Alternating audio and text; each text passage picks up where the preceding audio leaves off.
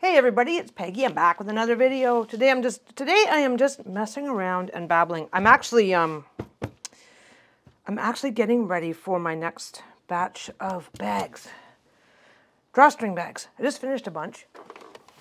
And then I'm doing the next batch. I do these in batches. Anyway, I decided, come on, chit chat, show you guys what I ended up doing. Last video I did, if I end up posting these in order anyway. Last video I did, I made a shopping bag, and then I made another one, and another one, and then I switched fabrics. I ran out of fabric, then I made 3 more. So what I'm doing right now is I'm planning, all in my freaking little pointy head.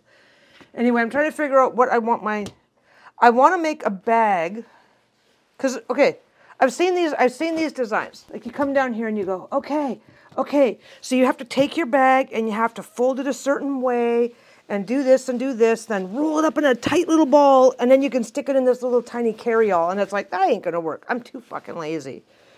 So I'm trying to think what I want my next carry-all to look like. Because I want to be able to just take these bags, mush them up anyway, because this is how people store their grocery bags. Am I right? Am I right? Who actually takes the time, right? Anyway, I checked these 2 fabrics. I said a thing. While I was making these bags, the one thing I said, and I stand by it, is that if you have fabric from a stash that happens to have stains or marks or whatever on it, that is the perfect fabric to use for these kind of bags, because I'm going to go pick up a package of hamburger. It's going to leak through. I'm going to go wash it. I'm going to get a stain. I mean, these are washable, right? So I'm going to wash them. I'm going to use them, whatever. They're going to, I'm going to throw them in the back of the car. The dogs are going to get digging. Got a muddy dog after a walk is going to jump in and then end up. We have a hatchback, so the dogs can get into the back area, right? So yeah, these are going to get paw prints on them. They're going to get whatever crap from the grocery store on them. So it's up here now. So having fabric that's a little bit stained. If you happen to have a really quality fabric that just so happens to have a couple of stains on it, it's perfect for shop.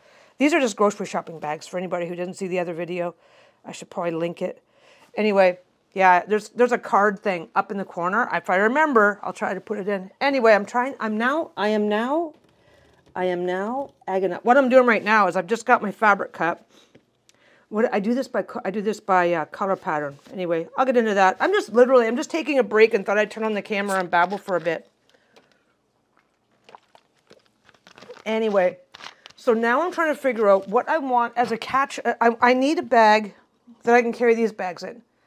Now, I can just throw my shit all over the floor. I can just use one bag and put the other 5 in it. Okay, so that's not going to be a problem. But I was just thinking of something. I always want a separate, smaller bag for like bread and eggs. And I figured if I actually put a little bit of time. So here's where I'm stuck. I kind of started off with the whole it's okay to use stained fabric, right? And it is. But I'm thinking that if I make a bag that'll hold all of these bags, as well as be properly sized so I can throw like a dozen eggs and a loaf of bread in it, because I always like to keep the eggs. We usually buy bread 1 loaf at a time. So I like to keep the bread and the eggs separate because those are the 2 things that get destroyed. They can get destroyed in the regular bags. If I make that bag properly, then I also have it as like a little day bag if we're doing other things. So I'm planning that. I've got a fabric already picked out. I have more of this fabric, but it's stained. But I also had this in my stash. Lisa will like it because it's pink. Lisa will enjoy the pink. So I am probably going to make a bag. Something you can just take all this stuff. You can roll it up in a ball. You don't have to care. So I want to make a slightly bigger bag. I also want it to have longer handles so that it can just throw over your shoulder. I washed these, by the way. Once I was done, because I knew I was using fabric. I never checked to see how bad it was. I knew there was a couple of stains on a couple of spots. And it's like, I don't want to put my I don't want to put my stuff in here while it's dirty. So once I got everything done, I went ahead and washed it. So these are actually clean. They're wrinkly because they've been out of the washer. And look at that, no fraying. No fraying, the zigzagging work. Anyway.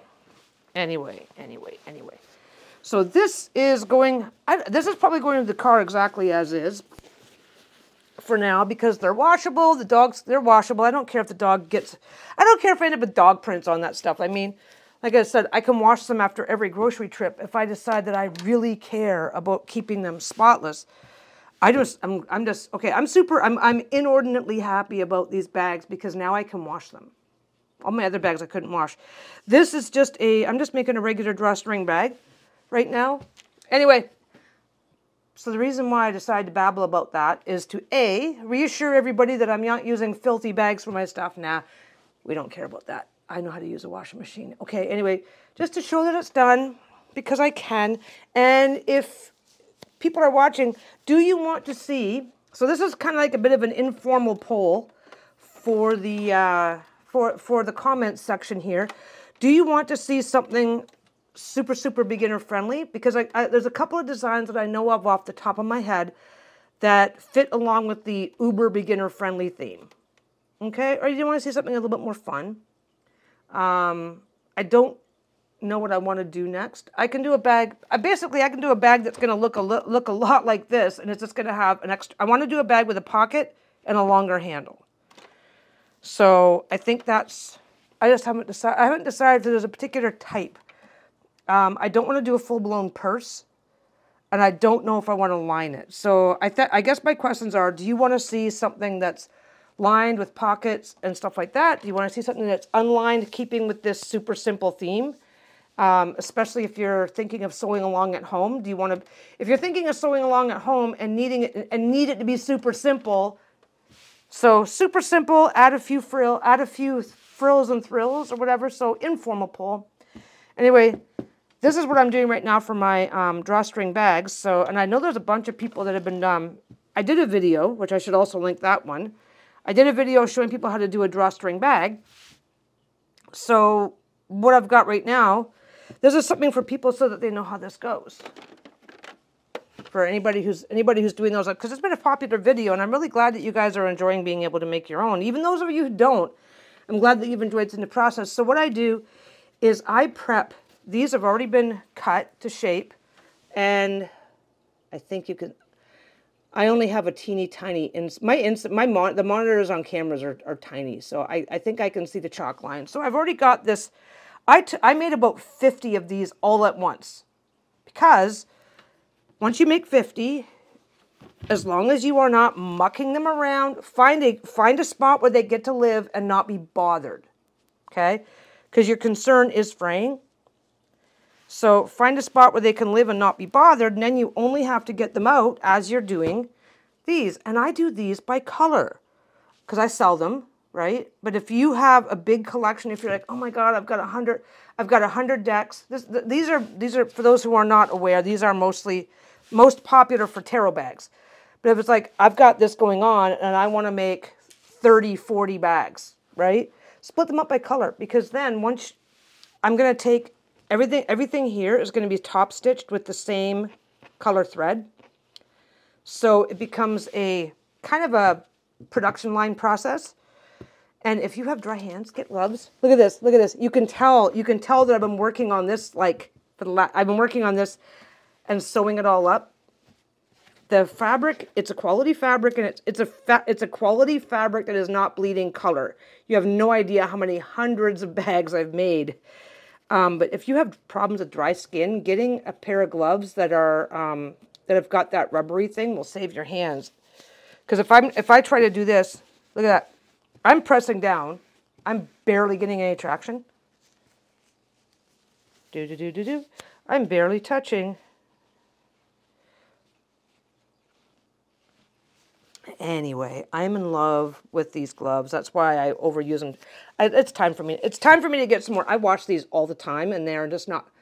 It looks green, but it's actually black because it gets the black on it. Then I wash them, and then it comes out looking green. Anyway, now I just thought I'd do a quick video. I don't have a. I'm semi taking a break. Might as well turn the, so basically these kind of sit here off to the side. I can turn the machine and just keep talking because I can. That sits there off to the side. If you are following along, I'm going to show you a trick. I'm going to show you guys a trick. I'm going to show you how to do this with no pins because I don't baste with pins, okay? Let me just set that properly because I just started basting. Okay, so you start here. Watch what I'm doing. Okay, so everything's set together. You're holding that with that. You're doing everything. So you put your hand down there. You don't got to hold it super tight. Just put things down. Lay it out gently. Make your sewing line. Go to the corner.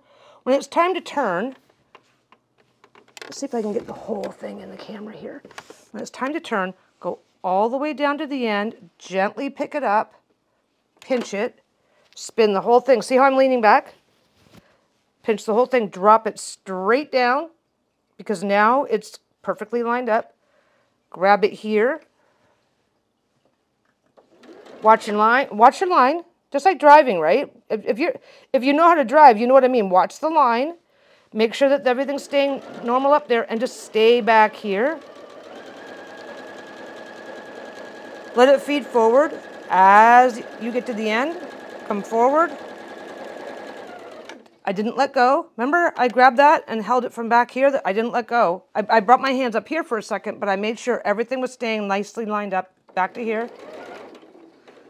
Anyway, I'm just visiting. I'm just visiting right now. I'm just bored. Thought I'd just turn the camera on. Okay, if you have to do it by hand, of course, then you're going to pinch here and lift. I keep forgetting that not everybody has the, now you're going to switch hands. You're just using your finger and thumb as an alternative to pins. Back to this corner, you're going to slide your hand up gently to this corner. Everything comes out to a 90-degree angle. So your next side, I'm not letting this go. I can let it go. I can either hold it here at the end, or I can bring my hand in here, gently smooth it down, and hold it about halfway. This sounds like a really, really, really, really involved process to do, but once you get the hang of it, it's quicker than stopping to pin and then stopping to take the pins back out as you go. Come to the corner. Okay. Outside corner. This is the corner that you've already sewn. Gently go down to this corner. Bring the whole thing back. This is how I do it. I mean, your mileage will vary. No two people, hand-eye coordination is very much of the individual, but I'm letting the entire thing drape forward again, okay? I'm going to start sewing. I'm gently hanging on back here to make sure that, because I can go by touch and feel that nothing's shifting. I can feel that nothing's shifting. It's because that side's already been sewn, and when I go like that, I'm not getting a pucker and things aren't lining up weird. That's a nice, gently straight line. Okay. And I'm holding on back here. I like to have my hands down a little bit lower just so I can really clearly see that line is still straight. Once you get up to about here, that's the sewn edge. Take your hand, gently, just gently draw your hand across that top and bottom. If it is out of line, if it is not lined up, then at this point you will see it. Because you got like this little triangle area left, and the triangle will be all puckered, and when you do that, it forms a triangle, and that triangle will be puckered and weird if it's not working.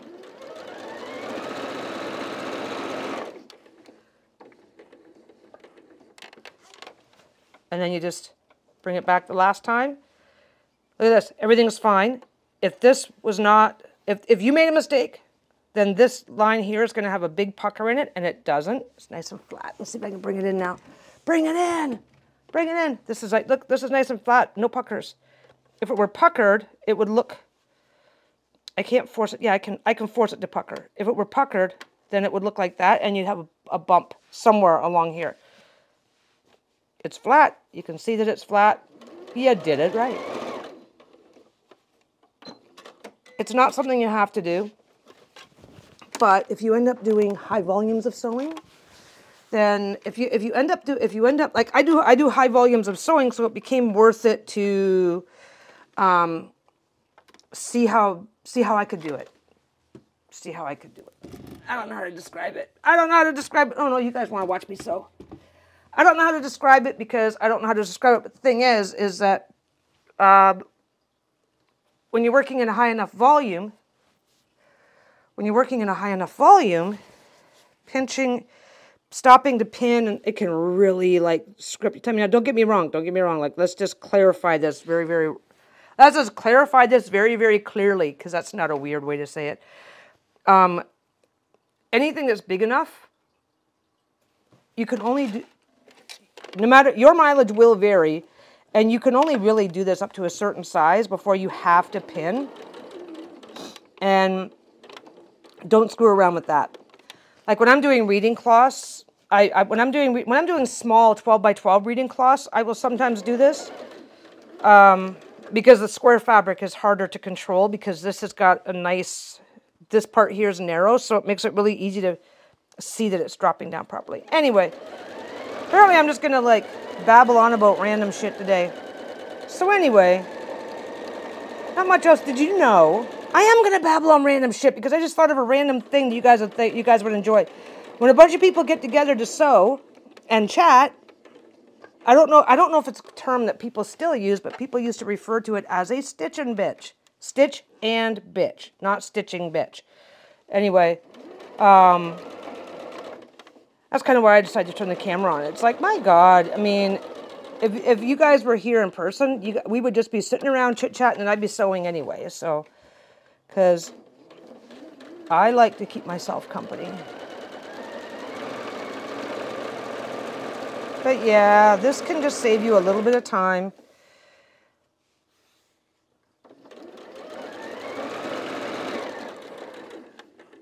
And again, not the obviously pin if you need to. Never ever ever think. I used to do this. I used to see sewing videos and it's like, oh, I have to do it that way. That's the only way I can do it. And it's like, never ever ever. Never ever. This is just basting, by the way. All of this is going to be trimmed and turned inside out for anybody who doesn't know or doesn't care what I'm doing here with this stuff. But yeah, so I've got like a bunch of. Wait, I started on a different subject. Okay, this is going to be one of those. This is going to be where I babble because I'm distracted. But yeah, I need to get some new gloves. So I don't know when and where that's going to happen. I've decided to just turn the camera on once in a while and see how that goes. But back to your mileage will vary. And I've seen some tips online. I've seen tips online. We all do that. We all do it. I'm interested in sewing, so I'm going to go start looking shit up on the internet. And that's exactly what the internet is for. And I've looked it up and they've got, well, do this. And I tried doing that and it's like, oh, that is the weirdest fucking thing I've ever encountered. Why the hell am I doing that? So I just do it. There are things that you will do exactly like everybody else does it. And there are things that you are going to do that are just not quite going to work for you because it's like, oh, Peggy does it that way, and oh, that's just not working for me.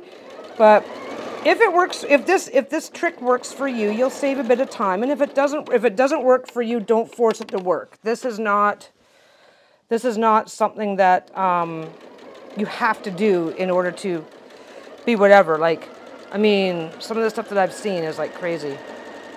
Okay, it's not crazy. It just doesn't work for me. Especially when they're using those fast. There are machines out there that are so fast.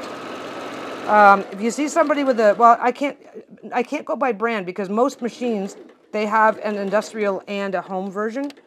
I mean, I'm using a Janome and I'm pretty sure Janome has their industrial machines. They go so fast that the needle can actually get hot. So I guess the needle can get a bit warm here too. I'm not backstitching on any of this. Not because you're not supposed to, just because it's just the basting stitch to hold everything in place for when I flip it all over. But yeah, what I find is that if I stick to a color, do all of that color first, and then do the next color, and then do the next color, and then do the next color, I get a much more, I don't know, streamlined process is probably the best way to call it. I get a much more streamlined process. And when your goal is to make like 100+ bags a week, you really want to save, even saving a minute here and a minute there can add up. So But like when Lisa makes a bag, she pins everything. Lisa makes, that's my wife. She makes bags, but she doesn't make them. She only makes them once in a while. I'll have a fabric that she wants, and it's like, hey, honey, can you make me a bag? And I'm like, I'll get to it. And it's like, I'm not waiting. I'll go make my own, right? So she'll pin everything. She'll pin everything. But if your goal is to, and you can do this trick for anything that needs to be just once all the way around. Just be aware that once you get bigger than a certain size, it stops being beneficial because it just starts getting way too easy for shit to shift. Anyway, yeah, so I need to figure out, I've got a bunch of projects not on the go. I've got three projects that I want to work on next. And I'm going to video one is for the bag bag. I want it to be a nice little bag that can also double as a bag. I want it to be a grocery bag holder that I can just throw over my shoulder. It's going to be on a longer handle. So I want it to be on a longer handle so I can just take it to the grocery store with me and then just throw it over my shoulder, wander around, do my shopping, take out the bags, load them up, throw the bread and milk back in the bag, and then back in that bag walk. I don't know why I need to describe my grocery process, but apparently I do. Anyway, but I want to be able to just, oh, hey, we're just doing whatever, and just grab just that bag and leave all the other shit at home. I just want to be able to go. I just want it to be a simple, anyway. I haven't fully decided what design I'm going to use yet, whether I'm going to use whether I'm going to look one up or just wing it. I haven't decided. I might just wing it. That's always more fun. But, yeah, I'm just like, I'm really enjoying that you guys are enjoying the videos, and so it's like, watching somebody do a complicated project is a lot of fun. It is a lot of fun, but if your intention is to sew along, it's not, okay, it's a lot of fun to watch, but sometimes a really complicated project isn't all that fun to sew along. And I've noticed people are like, I'm going to try this design. I'm going to, oh, hey, I'm going to make this. I want to do this, want to do that. So I think I'm going to keep it simple. And I'm probably going to make more than one bag. so it's like, I make stuff, I do this is my day-to-day. And then I make other stuff as I think of it and or have time. So that's going to be the thing. Anyway, okay, I'm really overthinking the grocery bag thing. But anyway. The other two projects is I made the table runner. I did a video showing how to make a table runner using Borders fabric, which is a really fun video, and I enjoyed making it, but I also gave away the table runner. I still need a table runner. So I'm deciding what I want to do. Basically, table runners are quilting light, because there's a lot of elements to quilting in that. So I'm going to be doing a table runner, but I'm also going to be doing some pot holders, trivets. Okay, well, I don't know if there's a name in the difference, but there's light pot holders that you just literally take your pot to the table, set it on, and then there's the kind you stick in the oven. I'm not sure what kind I'm making yet. Anyway, I'm probably saying it all ass backwards. They used to call them trivets when they weren't meant to be taking the food straight from the oven, but they were meant to go on the table to keep you from wrecking your table. Those kind. Anyway, if I do a table runner, I'm doing a table. I want to do one table runner for me, and then one for my son. He's just recently moved, and would like pot holders / trivets. He doesn't know yet whether he wants heavy duty so he can use them in the oven or just stuff to put pots on the table, which is why I'm like not sure what to call them. Anyway. So I need to do at least one table runner. I want to do a table runner for me, and I think I have a design in mind because I still have a massive stash off to the side that I need to get used up. I am probably never going to get through that stash. It's going to take me the rest of my life to go through that stash because I sew for a living, so there's always new fabric coming into the house. So I am going to dig out my stash, dig out whatever, and get at least 2 table runners, one for me, one for my son. So I'm going to do them in 2 different designs. Because I still have, on my agenda, it's always on my agenda to learn quilting, to get better at quilting quilting isn't, I mean, sewing isn't the hard part for me. It's the precision, it's creating the designs, it's it's figuring out a pattern and then making sure, like if you put, if your idea is to go red, blue, blue, red, right? You'll have red, red, blue, blue. Well, once you start getting into a bigger pattern, if you fuck that up, you could have red, red, blue, blue, and then screw up your pattern, right? A lot of, quilting is about the precision and following your pattern. And the precision, I do a pretty good job with this stuff. I do a pretty good job with what I'm already doing, but I can also be a little bit less precise and get away with it. I don't know how to make that make sense. And I'm not sewing like, sometimes you've got 2 little 1-inch triangles that you're sewing together. It's like, that's like next level shit, man. Anyway. So, my next projects are at least one table runner. One table runner in one design, another table runner, actually, no, let's back up. One table runner for me, that's all I need is one table runner. I don't need placemats, I don't need anything. And then I want to do table runner and at least 2 or 3 you do your, unless you literally only have 3 people that you need to worry about, you generally do your placemats in sets of 2. So a table runner and at least 2 placemats, but I'm debating on whether to do a table mat. I'm debating on whether to do the entire thing as like all the same design. You just redo your design in different sizes and shapes, like, red, blue, well, these ones are 10 inches, those ones are 4 inches, like that, right? I am debating on whether to do them as a coordinated set or just as a mishmash for the fun of it, and here you go, they're functional. I haven't decided yet. And then I want to do a quilt. I always want to do a quilt. There's always a quilt that I want to do. I came across a really cool quilt design that's really super simple. Super simple. Uses small pieces. So I would get lots of practice. Like, look how big this piece is, right? Like, I mean, quilts use 2-inch squares. The really intricate ones do. They use tiny squares. So the design that I have in mind is a really, it is super beginner friendly and uses up a lot of small pieces.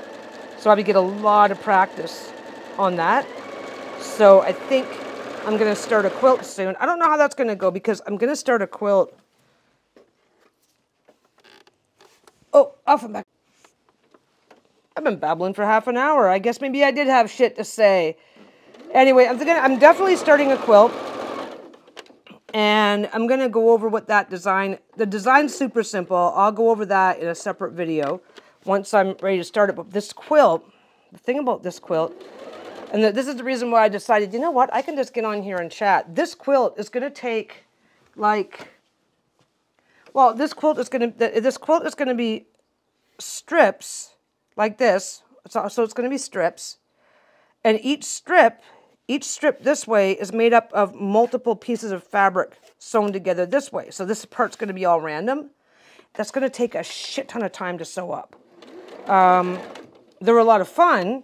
They're a lot of fun to do a quilt like that, but they take time. The more intricate the pieces are, the longer it takes to make the quilt. So with that in mind, if I'm going to film I'm not going to film all of it because you guys are just going to get hours and it's going to take hours.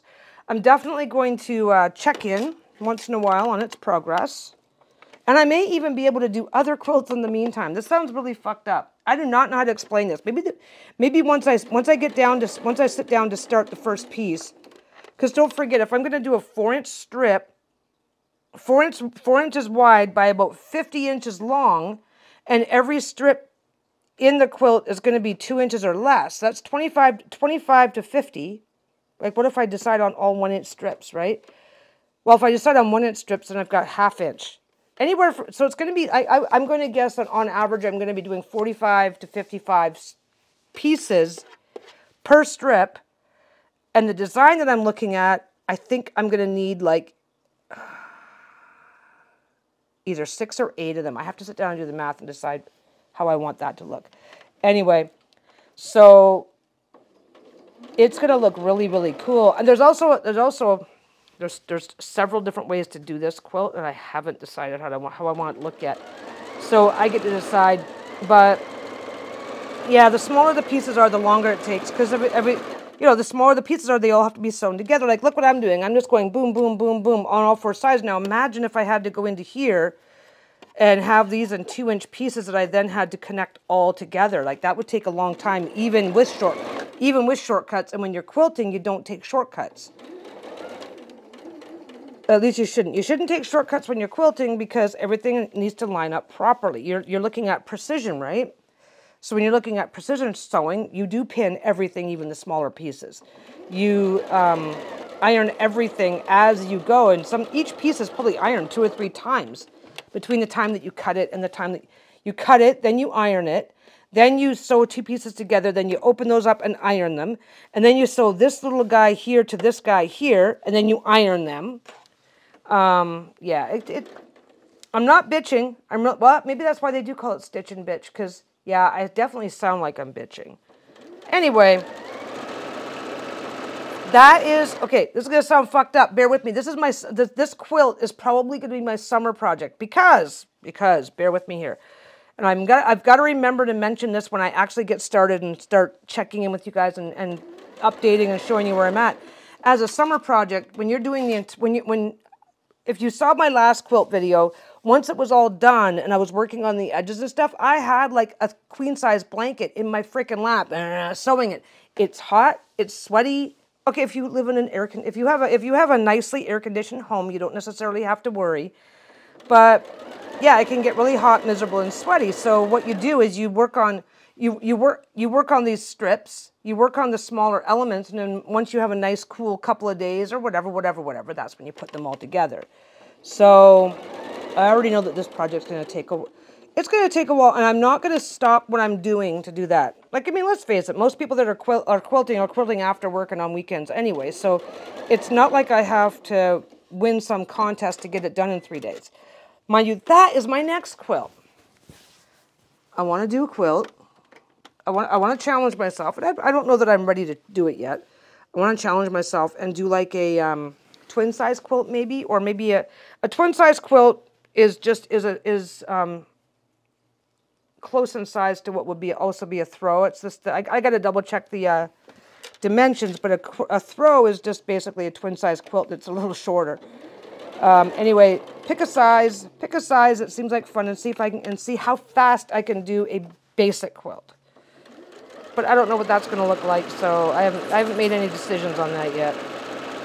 Anyway, it's weird because a lot of sewing is planning. A lot of sewing is planning and prep. Like, I mean, yeah, it's hard to describe. Like, what did I just make? Oh, those grocery bags. Like, look how much of it was. Look how much of it was like, what design do you want? Okay, let's cut everything up. Okay, let's fold everything. Like, sewing was the last step. So I don't know when I'm going to get around to a speed challenge for a quilt, but who knows, right? But yeah, my next quilt's going to be a lot of fun. I don't think anybody's going to have the slightest problem understanding what I'm trying to do once I get started. And I'll have a drawing and show you guys what I mean and stuff like that. But it's going to be strips. It's going to be like 6-inch strips, maybe 4 to 6-inch strips of multicolor random stuff. But then that's going to have a strip beside it. That's just going to be plain. So these multicolor strips are going to be like I'm going to try and find a neutral color, either black or I don't like sewing with white. There's nothing wrong with white fabrics, but white fabric. You just see your folds. You just, I don't know. It's hard to describe. It's just not the way I like it. Maybe I do have some white fabric around here, so maybe if I get a chance, I'll show you one of these days exactly what I mean. But, ooh, this is the last one, and then I can move on to the next step. Anyway, so yeah, I'll make sure you guys have a clear. I'll draw a chart. I'll do whatever. But yeah, so I'm gonna do multicolor strips, and then around this, and then the multicolor strip, some space, a multicolor strip, but it's not gonna be like multicolors. It's not the other strips beside it are gonna be solid colors. So probably either really dark, well, they'll be really dark or really light, and it's going to be one color. It's not going to be like, I'm probably going to stick, I might just stick with this. Ooh, I've got some solids. I've got a really nice solid black. I might do that. But first, I have to spend about a bazillion years sewing together all these strips. And there are a few tricks that help, which I'll be able to show you guys. If I latch onto the right stuff, it might actually be super, nah, it's not going to be super simple. I need to do, 60 inches is 5 feet.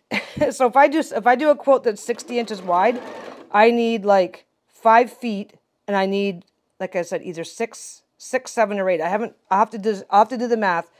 If I need 8 5-foot strips, that's 40 feet. Yeah. It's going to be interesting. I think it's going to be a lot of fun, though.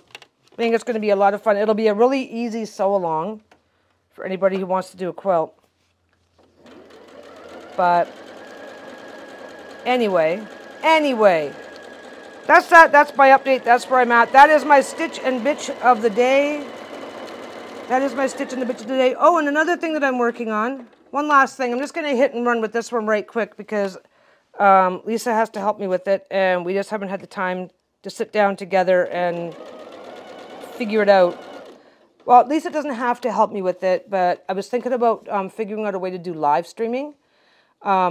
Because, not that I don't know how to do live streaming, it's because this is a camera on a tripod over there, but you live stream from your computer, which is fine.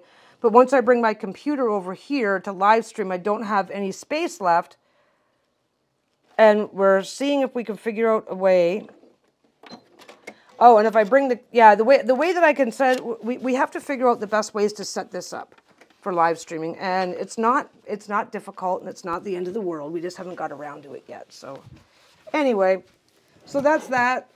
So this is the other gloves that need to be washed. I forgot to set them in there. I put them in the wrong spot. So these are all done. So now I just have to trim them, flip them, finish them. And like I said, there's a video for that. And maybe I'll just link the video below. I never remember to use there's a thing called cards, and you stick them, and then a little pop-up shows up. I never think to do that properly. So anyway, so what's going to happen now is this. This is my prepped broadcloth. This is going to be very gently set back here where it's not going to get bothered. This is going to get, now I'm going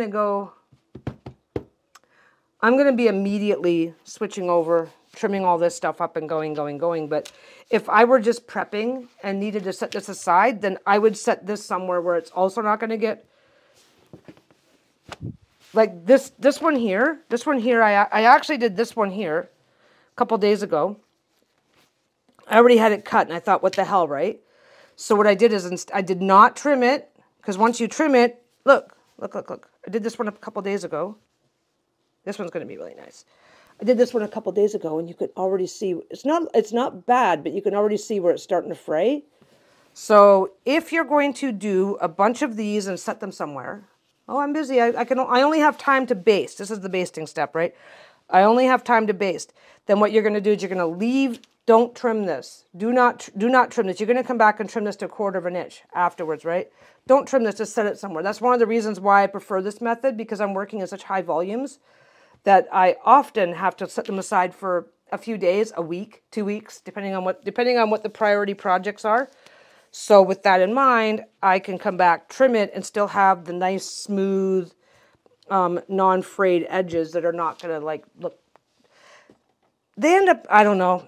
I don't like trimming until I'm just about ready to flip and finish. But that's just me. Your mileage may vary. But I find that if I leave them like this and then end up having to move them around a bunch or whatever, because even though I have more space than some people have, I don't necessarily have a huge amount of space. So I'm always rearranging stuff to make room for whichever is the priority. So yeah, so that's what I'll do. Something's. So now I got to go off and wash these gloves one more time. I do have more than one pair of gloves, so. But I just got done with all the black, so now they need to be washed again because I just did a bunch. I have a few more up here that I did earlier as well. So Now I've got to go do that. Anyway, I'm going to get going. I just wanted to say hi, do some, let you talk to my chest, apparently. Me talk, I don't know. You're not talking to me, I'm talking to you. That's how it goes. Anyway, I'm going to get going. I'm going to get, I'm going to take a short break because I can, get the camera put away and whatever. And I'll talk to you guys soon. Don't forget, like, subscribe, ring the bell, do all the things, and let me know what you think. Sometimes I like to just chat and not really do much of anything, which I like to do. If you got any topics you want to chat about on the next one, let me know, and then maybe we can just start covering things. But anyway, let me know what you want. Let me know what you want for the the bag for the bags, and I'll see if, well, like I said, I don't know what I'm ultimately going to decide, but I'd love your feedback because that will help me decide. Anyway, in the meantime, I'm going to get going. You guys have a great day, and I'll see you in the next one. Bye.